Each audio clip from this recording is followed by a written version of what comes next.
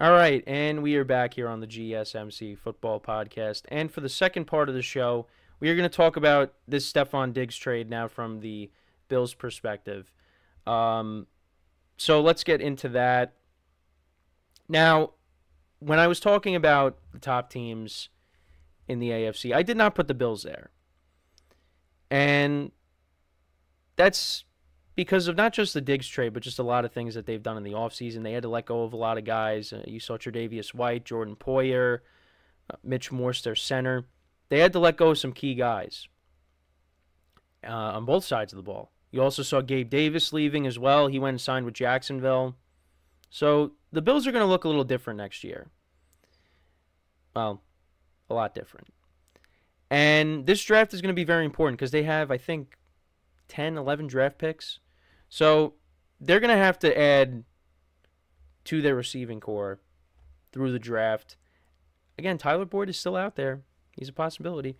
But I know, I just love that I keep talking about him. But they're going to have to do something to bolster this receiving core back up. Now with Diggs being traded. And yeah, right now I can't put them in as one of the top teams in the AFC. Now they have Josh Allen, of course. And Josh Allen, since they got Stephon Diggs, really put himself into that top tier of quarterbacks in the NFL. Now, Patrick Mahomes has separated himself. He's in a tier of his own. With the championships especially, he's in a tier of his own. But I did want to highlight what I saw on CBS's Instagram. So, well, first, he tweeted something replying to somebody. Somebody tweeted, "Does Josh benefit from having a top-tier receiver? Yes. Is he essential to his success? No." And Diggs responded, "You sure?" with a question mark. And now Diggs was traded. So they posted a graphic of Josh Allen's numbers before Stephon Diggs got there and once Diggs became a Buffalo Bill, was traded to the Bills. He was acquired back in 2020. And the Vikings, well, they went and got Justin Jefferson in the draft. So that worked out for them. So in 2018 and 2019, Josh Allen, completion percentage, 56.3%. Yards per attempt, 6.6. And his touchdown to interception ratio, 30-21. Now, you go to 2020 to 2023 with Diggs now. 65.5% completion percentage. 7.4 yards per attempt. And his touchdown to interception ratio, 137-57. Josh Allen, once they got Diggs, was a different quarterback. Now, you also could credit Brian Daboll as well, developing Josh Allen as well. Now, even with Diggs, Josh Allen started to revert back to what he was earlier in his career, turning the ball over a lot more. And they made the switch with the offensive coordinators during the season. And that did kind of work out. The Bills actually were becoming more of a balanced offense. James Cook was getting more involved. Josh Allen didn't have to play hero ball. And that was nice. So, but now, with Diggs not being there anymore, what does that mean for Josh Allen? Is Josh Allen going to completely revert back to how he was before Diggs got there? But again, I went over Diggs' statistics during the season, and there were some games where, yeah, he really wasn't a non-factor. And the Bills were winning games.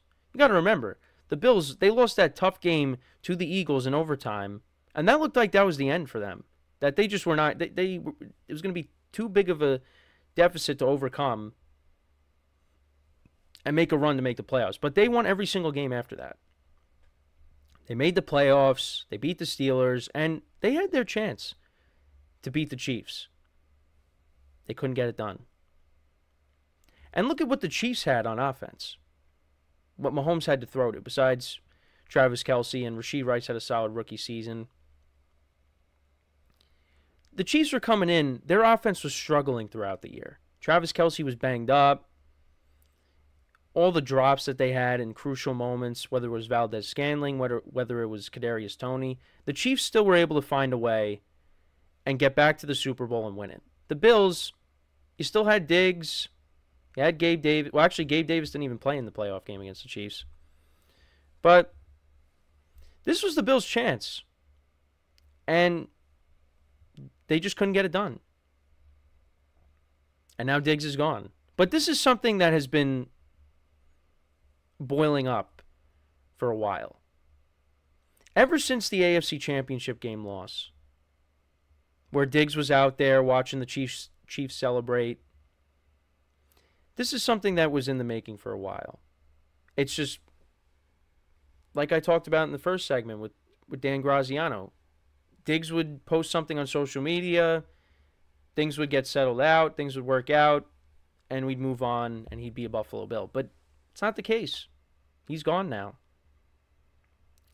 And maybe the Bills did the right thing because maybe that decline was going to continue, and him maybe being a head case with the offseason drama, while he has value, trade him. Now, they got a 2025 second rounder out of him. Maybe they could have got something better. I don't know. But there was a lot of factors into Diggs being traded. And it's just the latest of players to leave the Bills, whether it's them releasing them or trading them. A lot of guys from this era where they're making the playoffs and they made the AFC Championship game and now they just couldn't get past the divisional round. A lot of these guys are gone now, so they got to revamp. And they bring in Curtis Samuel, another wide receiver. And this was, with Diggs still on the team, now he's not there. So is Curtis Samuel now the lead number one receiver? And they got a couple of nice tight ends. They still got Dawson Knox. You've got Dalton Kincaid, who you're going to continue to see improve. Still got James Cook. Khalil Shakir, he was playing really well down the stretch. But the Bills got to add. They got to revamp. They lost a lot of guys on defense. And, yeah, Diggs, it's going to have an impact.